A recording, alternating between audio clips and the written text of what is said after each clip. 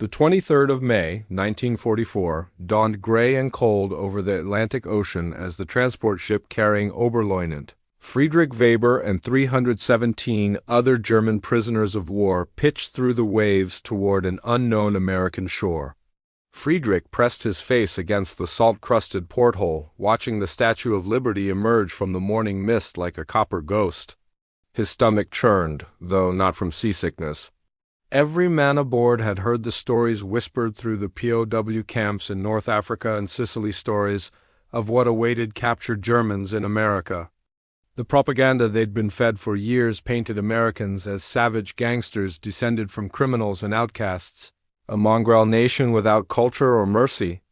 Reich's Minister Joseph Goebbels himself had declared over Berlin radio that enemy soldiers could expect only brutality and starvation in Allied captivity.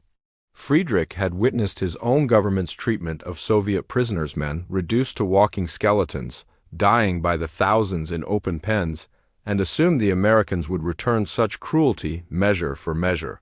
As referenced in declassified reports from the United States War Department's Prisoner of War Operations Division, German soldiers often arrived on American soil genuinely terrified of their fate, their minds poisoned by years of Nazi indoctrination about Allied barbarism. The ship docked at Newport News, Virginia, where military police with rifles and hard expressions herded the prisoners onto waiting trains. Friedrich noticed how the guards kept their distance, fingers near triggers, treating the Germans like dangerous animals. He caught glimpses of America through the train windows during the 3-day journey westward, impossibly vast fields untouched by war, towns with lights blazing carelessly in the night, children waving from farmhouses. The abundance seemed almost obscene to men who'd left a Reich where cities lay in ruins and ration cards determined survival. Camp Concordia in Kansas became their destination, one of hundreds of POW facilities hastily constructed across the American interior. The compound sprawled across former farmland, surrounded by barbed wire and watchtowers. As the prisoners shuffled off the trains in their tattered Afrika Korps uniforms, still caked with North African sand, they maintained the rigid military bearing drilled into them since youth. Friedrich kept his face impassive, though his heart hammered against his ribs. The camp commandant, Colonel Samuel Prescott, a veteran of the First World War with iron-gray hair and a weathered face, addressed them through an interpreter. His words struck Friedrich as bizarrely civilized. The Geneva Convention would be observed. They would receive proper housing, medical care, and food rations equivalent to American troops. They could write letters home, work details would be voluntary and paid. Friedrich exchanged skeptical glances with his comrades. This had to be a trick, a psychological torment before the real punishment began. That first night, confined in long wooden barracks with double-decker bunks and actual mattresses, Friedrich lay awake listening to the whispered fears of his fellow prisoners. Unteroffizier Hans Kreisler, who'd fought at El Alamein, swore he'd heard screams from beyond the wire, obviously Americans torturing earlier arrivals. Jeffreiter Otto Bachmann insisted they'd be worked to death in mines or factories, disposable slave labor. No one believed the Americans would keep their promises. Every man expected the mask of civility to drop, revealing the monsters they'd been taught to expect. The 24th of May, 1944, began before dawn when whistles shrieked through Camp Concordia's barracks.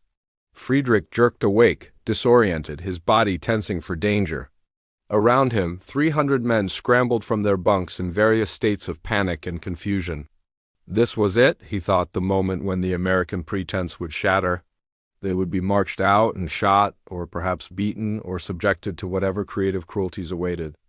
Instead, a bored-looking American sergeant named Williams, who couldn't have been older than 22, barked through the door that breakfast would be served in 30 minutes. The prisoners assembled in ragged formation outside their barracks, still expecting some revelation of American savagery. They marched in nervous silence to the mess hall, a long wooden structure that smelled impossibly of cooking food, real cooking, not the watery soup or black bread they'd subsisted on during the final months in North Africa. Friedrich entered the mess hall and stopped so abruptly that Otto collided with his back. Long tables stretched the length of the building, and at the far end, American cooks in white aprons worked behind serving stations. But what seized Friedrich's attention, what made his breath catch and his propaganda-trained mind rebel, was the food itself, mountains of it. Steam rose from metal serving trays in quantities that seemed obscene, wasteful, impossible. Der Tschechen, an American guard instructed in badly accented German, keep moving. Friedrich shuffled forward in line, his hands trembling slightly as he accepted a metal tray. The first cook, a heavy-set black man with kind eyes, scooped scrambled eggs onto his plate, more eggs than Friedrich had seen in months. The second added fried potatoes. The third placed 2 thick slices of toast, real bread made from white flour, butter melting into its surface. And then came the moment that would sear itself into Friedrich's memory for the rest of his life. The fourth cook, a red-faced Irish-American named Private Patrick O'Malley, who hummed as he worked, lifted several strips of bacon from a sizzling griddle and arranged them on Friedrich's plate. The smell hit him like a physical force, rich, fatty, utterly real. Bacon, meat, according to materials preserved in the National Archives relating to POW camp operations, German prisoners were often served meals that exceeded the rations available to civilians in their homeland, a fact that profoundly shocked men who'd been told America was on the verge of starvation. Friedrich stood frozen, staring at his tray as the line pressed forward behind him. His mind couldn't process what he was seeing. This violated every assumption, every certainty he'd carried across the ocean. The Nazi propaganda machine had promised that Americans lived in poverty, that their economy had collapsed, that they could barely feed their own soldiers, let alone prisoners. Yet here was abundance that mocked those lies, and this was supposedly what they gave to captured enemies. "Problem, Fritz?" Private O'Malley asked, not unkindly. Friedrich shook his head and moved numbly toward the tables where his fellow prisoners sat in similar states of shock. No one spoke. The only sounds were the clink of forks against metal trays and the occasional whispered, "Mein Gott," as men confronted their breakfast. Hans Kreisler sat across from Friedrich, tears streaming down his weathered face as he chewed bacon with the reverence of a man receiving communion. Otto Bachmann stared at his eggs as though they might vanish. All around the mess hall, hardened soldiers, men who'd survived artillery barrages and tank battles, who'd marched across deserts and endured the collapse of the Africa corpse, wept or sat in stunned silence before plates of American breakfast. Friedrich lifted a strip of bacon to his mouth with shaking hands. The taste exploded across his tongue, salt and fat and smoke, undeniable reality. He thought of his mother in Dresden, his sister in Hamburg, wondering when their next meal would come from ration cards that provided less each month. He thought of the potato soup that had been his standard fare for the past year. He thought of every broadcast he'd heard about American weakness, American poverty, American collapse. And in that moment, sitting in a prison camp in Kansas eating bacon for breakfast, Oberleutnant Friedrich Weber understood with perfect, terrible clarity that Germany had lost the war. The days following that first breakfast unfolded like a surreal dream for Friedrich and his fellow prisoners at Camp Concordia. The 25th of May, 1944, brought more impossible revelations. After morning roll call, the prisoners were issued work clothes, clean denim trousers and shirts, sturdy boots, all in reasonable repair. Friedrich ran his fingers over the fabric, comparing it mentally to the threadbare uniform he'd worn for the past 18 months. Even the work clothes provided to enemy prisoners exceeded what ordinary German civilians could obtain. Colonel Prescott addressed them again that afternoon, explaining the camp's structure and regulations. Prisoners who volunteered for work details on nearby farms would receive 80 cents per day in scrip, redeemable at the camp canteen for cigarettes, toiletries, and small luxuries. Those who refused to work would still receive full rations and housing, but no pay. The Geneva Convention, Prescott emphasized again, required humane treatment of prisoners of war. Friedrich noticed how the colonel's jaw tightened when he said this, as though defying criticism from superiors who might favor harsher measures. The canteen itself became another crack in the propaganda wall that had shaped Friedrich's worldview. That evening, curious despite themselves, a group of prisoners ventured into the small store at the camp's center.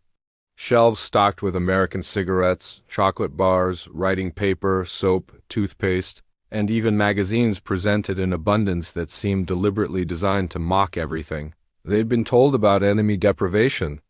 According to historical documentation from the International Red Cross inspections conducted throughout 1944 and 1945, American POW camps generally met or exceeded Geneva Convention standards, particularly regarding nutrition and basic supplies. Hans Chrysler purchased a Hershey bar with script borrowed from another prisoner, then stood outside the canteen unwrapping it with trembling fingers. "My children haven't tasted chocolate in 2 years," he whispered. "My wife writes that butter is impossible to find, that they eat turnips and potato peels." He broke the bar in half and handed a piece to Friedrich. "How can they feed us like this? We're the enemy." "We tried to kill them." It was Otto Bachmann who first voiced the thought that haunted all of them.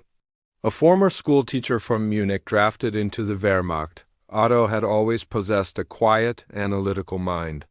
On the evening of the 27th of May, as they sat in the barracks after another substantial dinner pork chops, green beans, mashed potatoes, apple pie, he spoke words that felt like treason even in captivity. "Everything they told us was lies," Otto said quietly. The barracks fell silent. 30 men turned to look at him, their faces reflecting fear, anger, and a desperate need to deny what they were experiencing. "Think about it." They said America was starving, collapsing, a paper tiger that would crumble before German strength. But look at what they give to prisoners. To us, their enemies. If this is how they treat captured soldiers, what must their own citizens have? "Propaganda," spat Werner Hoffmann, a committed Nazi who wore his Afrika Korps badges with defiant pride. "They're trying to break our spirits, make us doubt the Führer. This is psychological warfare." But Werner's protest rang hollow even to his own ears, undermined by the bacon grease on his plate and the real coffee, not ersatz, cooling in his cup. Friedrich lay awake that night struggling with cognitive dissonance that felt like physical pain. For 12 years, since he was 16 years old, the Nazi Party had shaped his understanding of reality. The Führer's infallibility, German racial superiority, the weakness and degeneracy of democracy, the inevitable triumph of the Third Reich. These weren't mere political opinions, but fundamental truths around which his entire identity had been constructed. Now, in a prison camp in Kansas, those truths were dissolving like salt in water. The American guards puzzled him most. They were neither the savage gangsters nor the weak decadents of Nazi propaganda. Private Williams, who supervised their barracks, came from a farm in Iowa and spoke matter-of-factly about returning to plant corn when the war ended. Sergeant Martinez, whose family had emigrated from Mexico, treated the prisoners with professional courtesy tinged with boredom. Even Private O'Malley, who served their breakfast each morning, seemed motivated less by hostility than by simple human decency. He gave extra portions to prisoners who looked particularly thin, regardless of their Wehrmacht rank or attitude. By the end of May 1944, Friedrich had begun keeping a secret journal, scratching observations in tiny handwriting on paper purchased from the canteen. "The Americans fight not from ideology but from duty," he wrote. "They seem to believe their democracy is worth defending, yet they don't force it upon us. They hate the Nazis but don't seem to hate Germans. This confuses everything I thought I knew." The first day of June 1944 brought news that rippled through Camp Concordia like electricity through wire. Rome had fallen to Allied forces.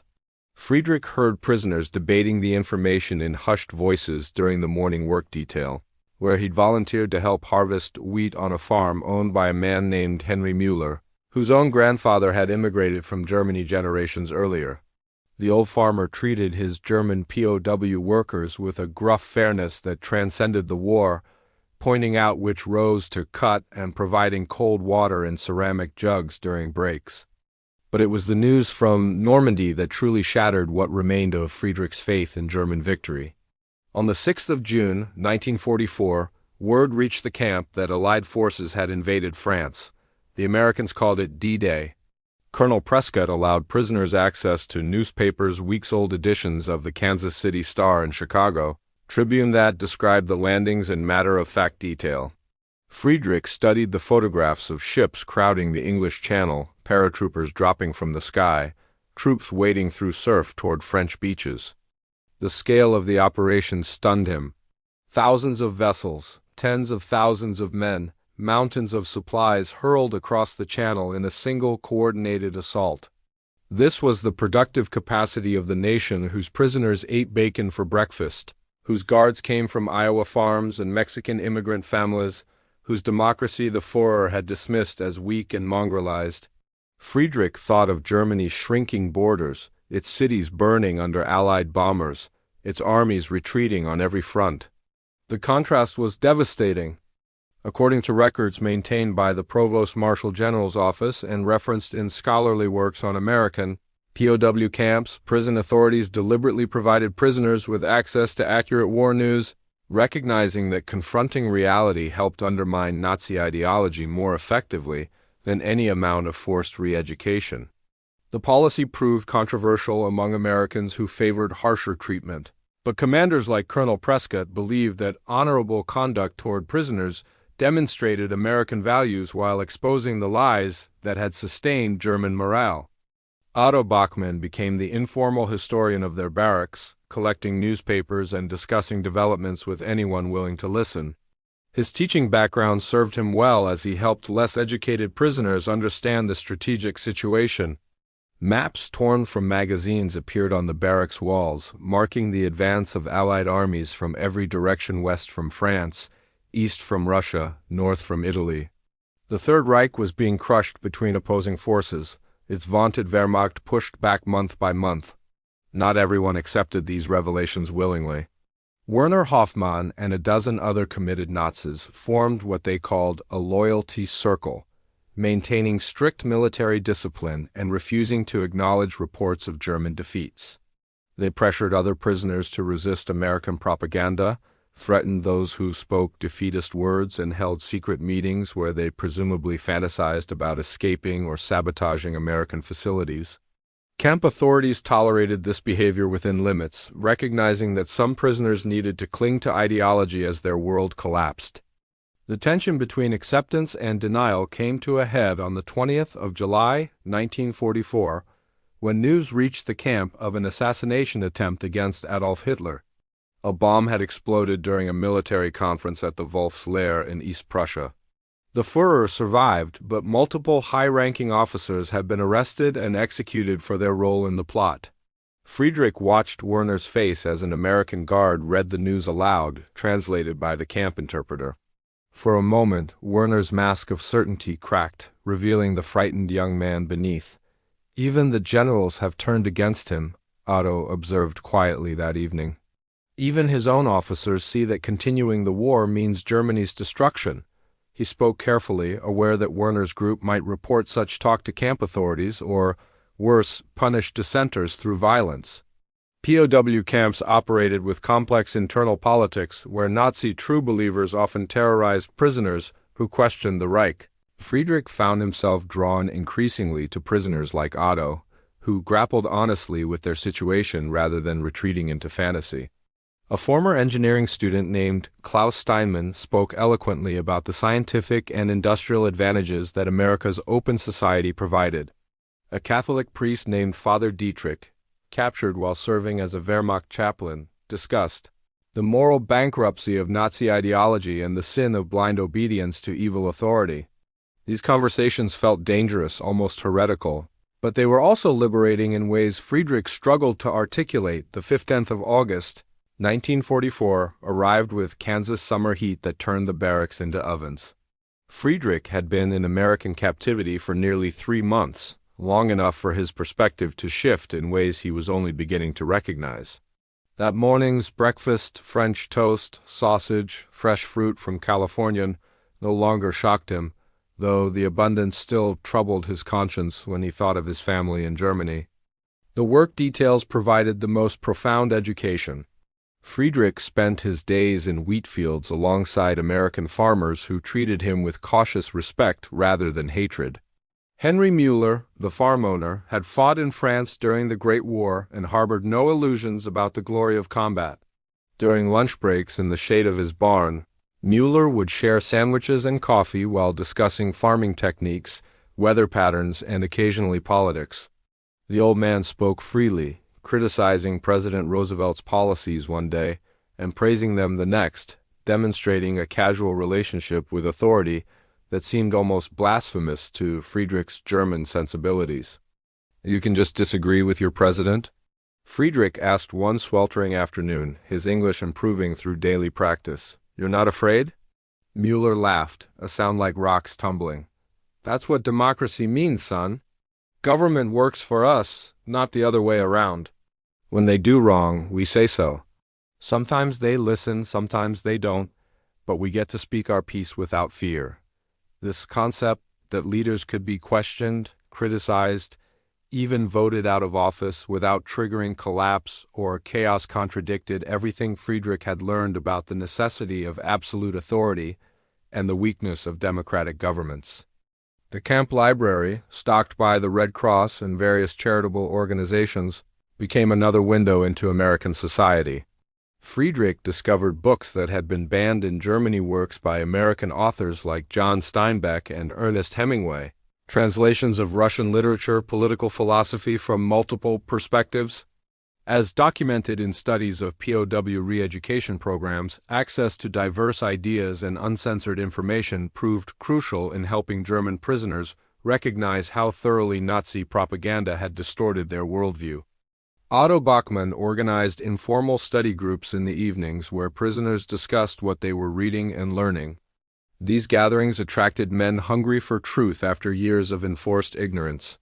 They debated American federalism, analyzed the Constitution that guards carried copies of, and struggled to understand how a multi-ethnic democracy could function without the racial hierarchy that Nazi ideology insisted was natural and necessary.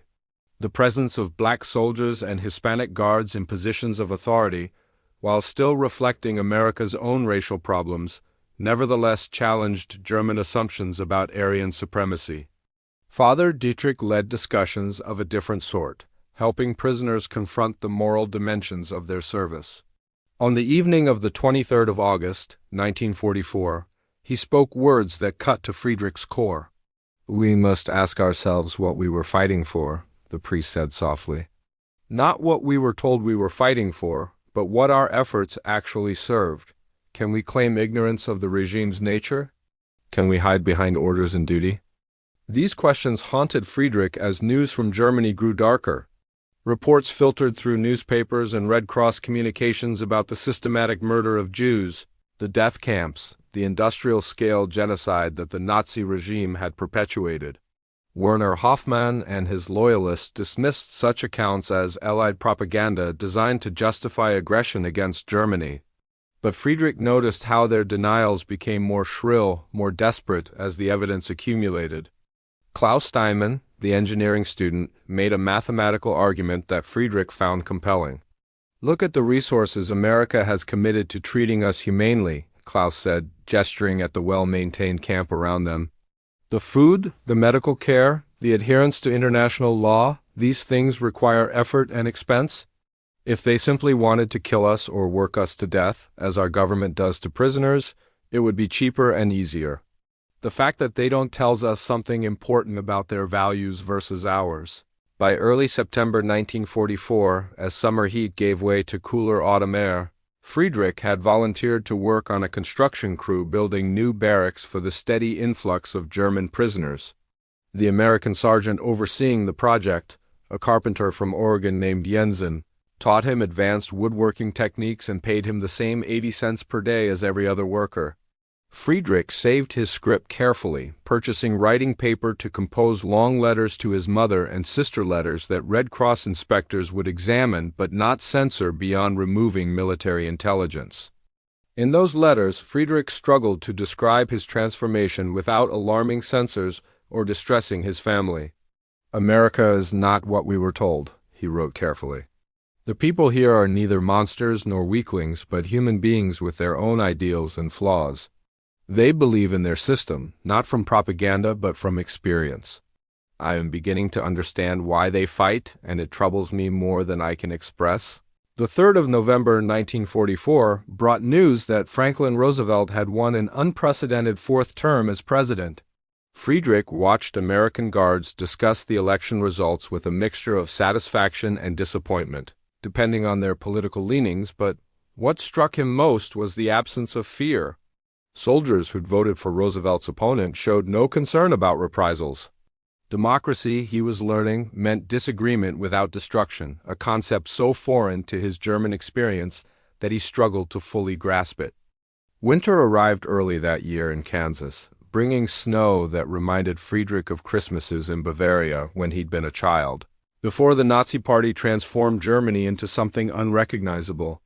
The camp authorities distributed heavy coats and wool blankets to prisoners, maintaining the standard of care that had initially shocked them. On the 15th of December, 1944, the camp organized a Christmas celebration tentative and subdued, but acknowledged nonetheless.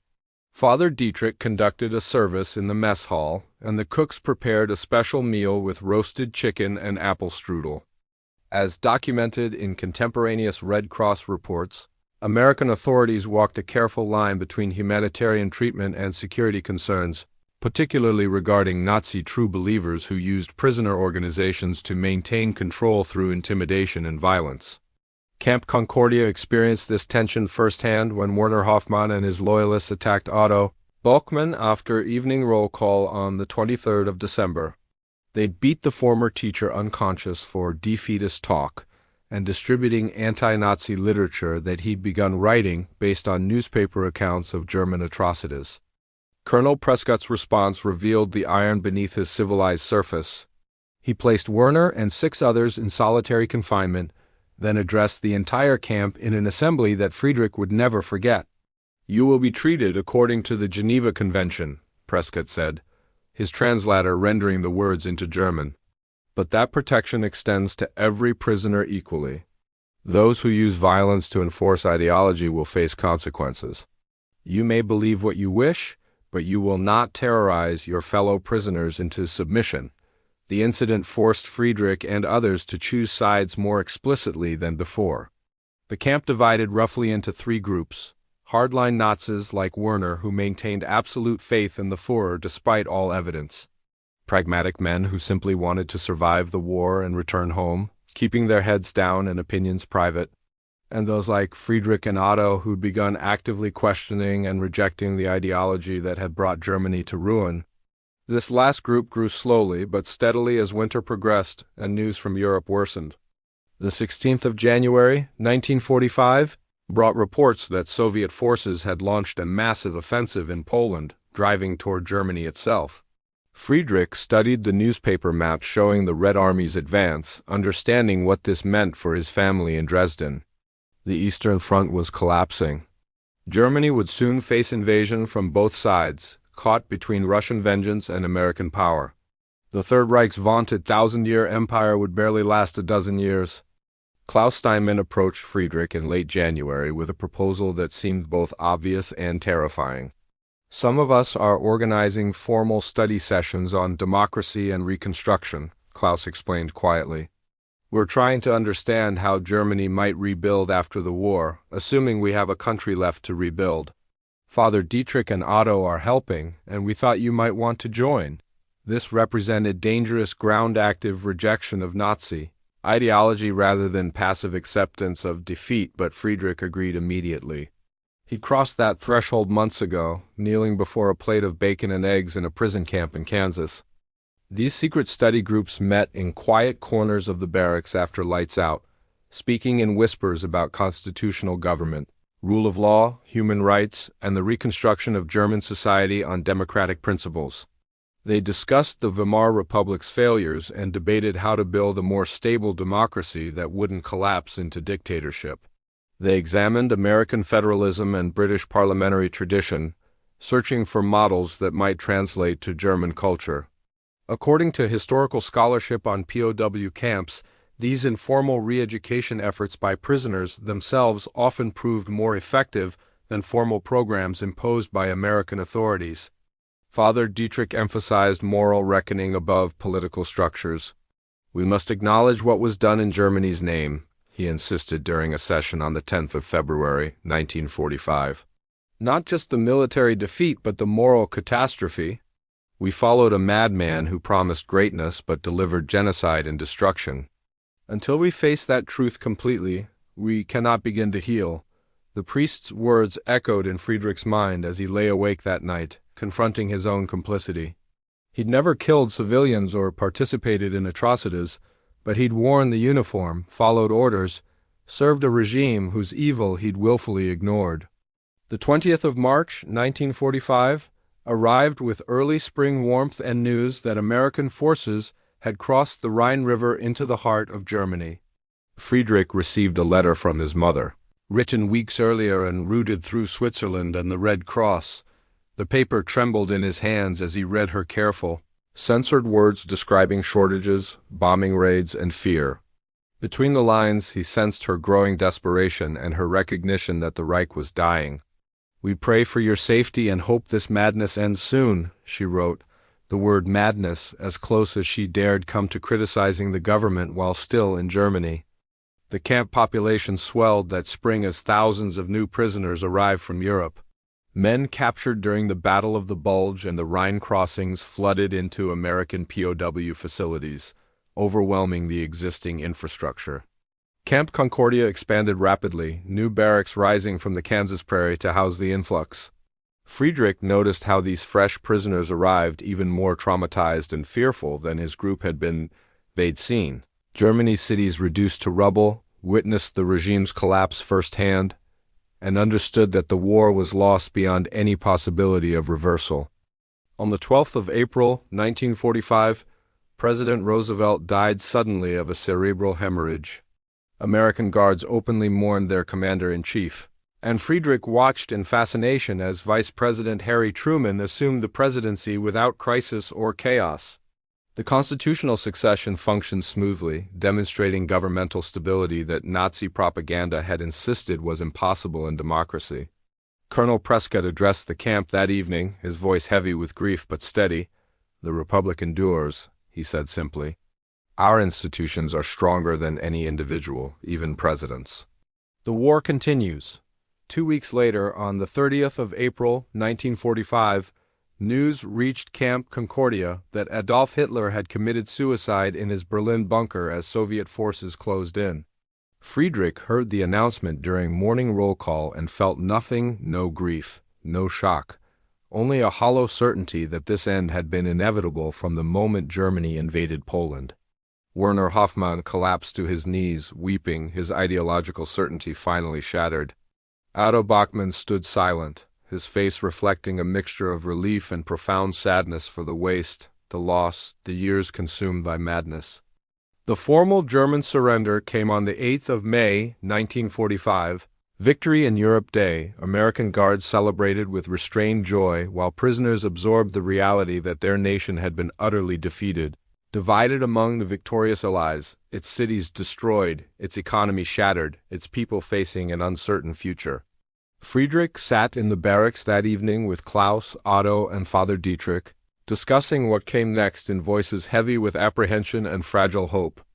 "We have a choice," Klaus said quietly. "We can cling to what was, pretending the Reich was somehow glorious despite the horror and ruin it produced. Or we can learn from this catastrophe and help build something better, a Germany based on law, democracy, and human dignity rather than racial fantasy and authoritarian rule." The words would have sounded naive or treasonous a year earlier. Now they seem like the only rational path forward. As documented in post-war studies of POW camp dynamics, the period immediately following German surrender saw significant psychological distress among prisoners, but also opportunities for genuine ideological transformation. Freed from fear of Nazi reprisal and confronted with undeniable evidence of their government's crimes, many prisoners began the difficult work of re-examining their beliefs and choices. American authorities intensified re-education programs, showing documentary films of liberated concentration camps and providing lectures on democratic governance. On the 22nd of June, 1945, Camp Concordia held a special screening of footage from Dachau, Bergen-Belsen, and Auschwitz. Colonel Prescott made attendance mandatory, understanding that some truth required confrontation. Friedrich watched the screen in horror as allied cameramen documented the reality of Nazi death camps, skeletal survivors barely alive, mass graves filled with thousands of corpses, gas chambers and crematoria designed for industrial-scale murder.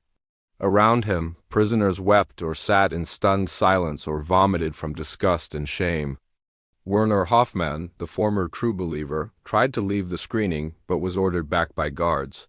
Friedrich watched him watching the screen, saw the moment when Werner's face crumpled and he covered it with his hands, shoulders shaking. Afterward, Werner approached Otto Bachmann, the man he'd beaten for speaking truth, and apologized through tears. "I didn't know," he whispered. "I didn't want to know. God forgive us all."